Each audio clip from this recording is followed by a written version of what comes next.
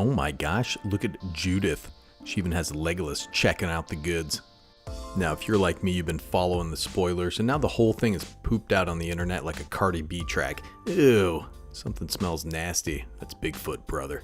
Anyways, what cards are receiving maybe too much hype, and what cards are receiving not enough? Don't worry, old Nicky G is here to spill the beans. And if you like this video, like, subscribe. You can buy me a coffee at the link in the description, like Merwiz, Ben Thick, the thickest boy, the thick dude, and Tyler the Tornado.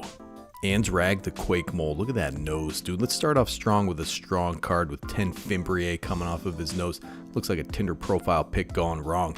2 red and a green for a legendary creature, Mole God. It's an 8/4. Whenever this guy becomes blocked, untap each creature you control after this combat phase. There's an additional combat phase.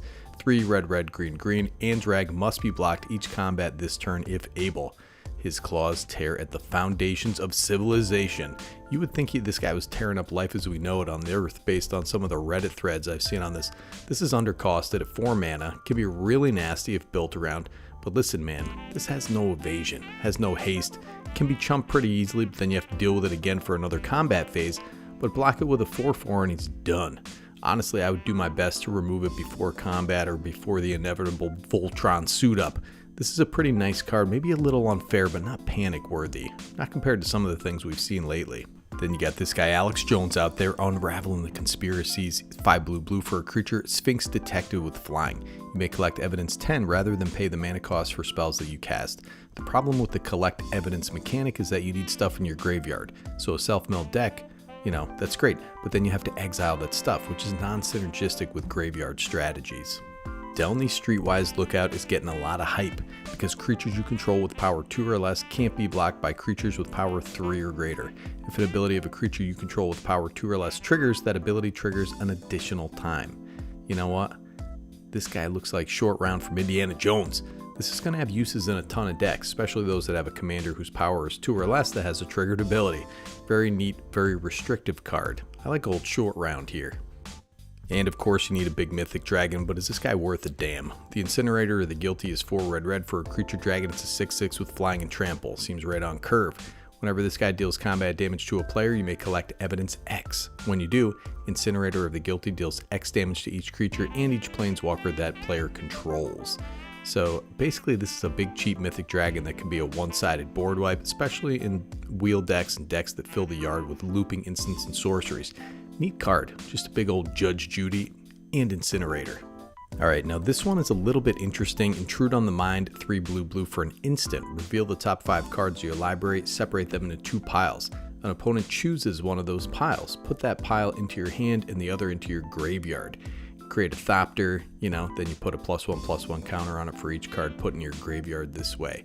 I'm a little bit hyped on this card, but it's not as good as Fact or Fiction. You make the piles and your opponent chooses, which is not as good. It's like a reverse Fact or Fiction. I like the mind game this triggers in graveyard deck, but I can envision too many scenarios where this is not very good.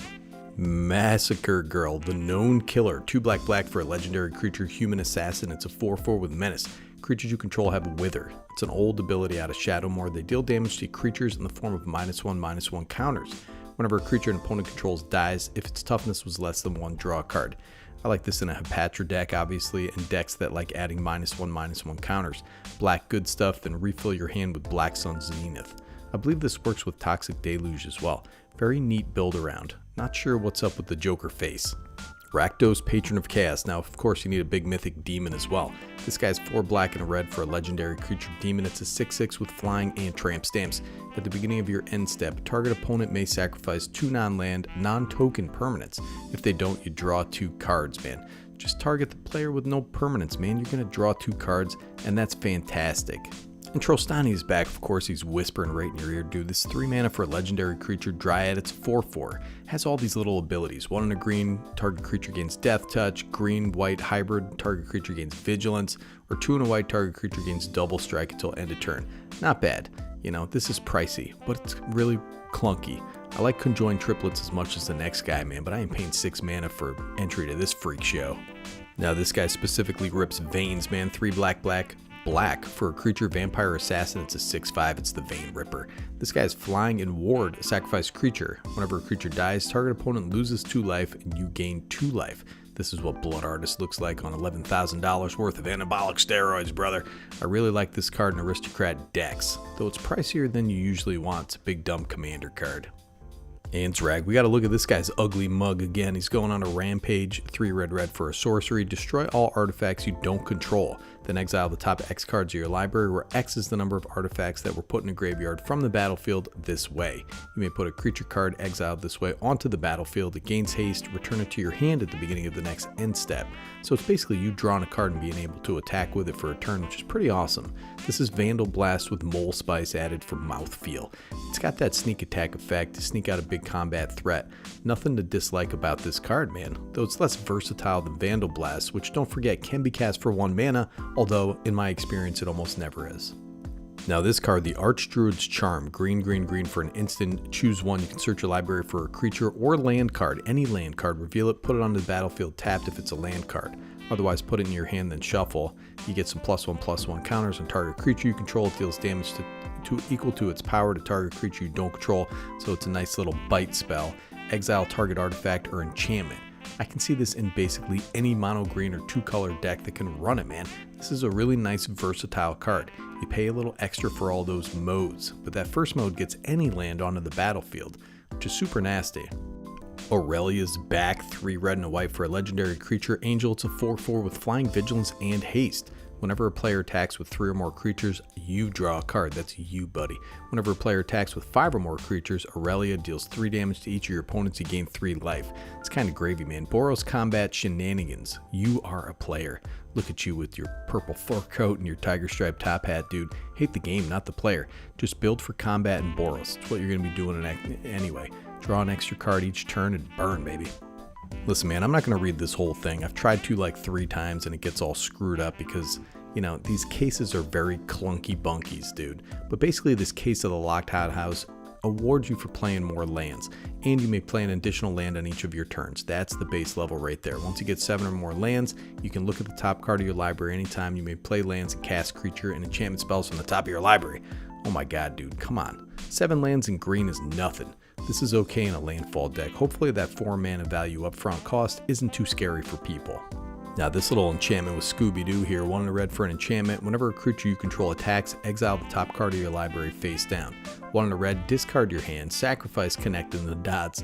Put all cards exiled with connecting the dots into your hand. This is a wheel, it's very clunky, and it's only worth it in a dedicated combat deck. You need to untap with 5 creatures that you intend to attack with. It's kind of innocuous though, man, and the ceiling on this is pretty high though. I love this guy, the Doorkeeper Thrull. 1 and a white for a creature Thrull. It's a 1/2 with flash and flying. Pretty aggressive stat line right there. Artifacts and creatures entering the battlefield don't cause abilities to trigger. This is the hate piece we all know we wanted, dude. You have a muscle mommy in your group over there, the old Elish Norn, where there's a Thrull with your name on it, brother. Forensic Gadgeteer, the bald blue babe with the NCIS action going on. 2 and a blue for a creature, Vidalcan Artificer Detective. It's a 2/3. Whenever you cast an artifact spell, investigate. That's awesome right there. Activated abilities of artifacts you control cost 1 less to activate. This effect can't reduce the mana in that cost to less than 1 mana. Hold on, dude. This is a 2-card infinite combo with Basalt Monolith. Yeah, plus it's really good in an artifact deck. This card, man, these guys are doing some illicit business out there on the streets. It's 3 and a black for an enchantment with flash. When Illicit Masquerade enters the battlefield, put an imposter counter on each creature you control. Whenever a creature you control with an imposter counter on it dies, exile it. Return up to 1 other target creature card from your graveyard to the battlefield. First of all, man, the art on this thing is neat. Secondly, this really shines in a deck where you're making a bunch of tokens and sacrificing a bunch of things. Sacrifice all your non-token stuff to the old Viscera Seer or whatever. You know, get a token maker out there, sacrifice for value, then get 3 creatures back with those tokens that it made. The non-synergistic part with this is that the imposter counter goes on each creature you control, and when they die, it gets exiled, which is kind of, you know, not very good if you want to reanimate it later. It's interesting, but very fiddly. And of course, we have Judith out here. She's just the connoisseur, dude. She's 3 black and a red for a legendary creature, human shaman. It's a 3/4. Whenever you cast an instant or sorcery spell, choose 1. That spell gains death touch and lifelink. Or create a 2/2 red imp creature token with, when this creature dies, it deals 2 damage to each opponent. I've talked about this card a little bit, but that first option is insane when you build around it, man. excellent commander, very unique. Kellen, dude, this guy's back out there, man. Whenever this guy attacks, destroy up to one target artifact. If you control that permanent, draw a card. So it's got flying and vigilance. It also has this little adventure. You can make a dang investigate token, dude. Make a clue token. Kellen, this guy's everywhere, man. It's just in every set, but I have no idea why. Not a super interesting character to old Nicky G. This is a crazy clue, food, artifact, token commander, and or enabler. He's a great attacker. Get rid of your opponent's stuff or draw extra cards.